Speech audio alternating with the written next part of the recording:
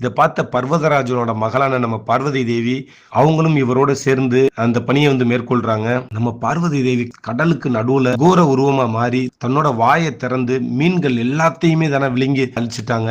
எதிர்பாராத விதம் அசுரர்களுக்கு விரித்த வலையில கடலுக்கு அடியில தவம் புரிஞ்சுக்கிட்டு இருந்த மீன மகரிஷியையும் அப்படியே தானே பிடிச்சு கரைக்கு கொண்டு போடுறாரு நம்ம பர்வதராஜன்.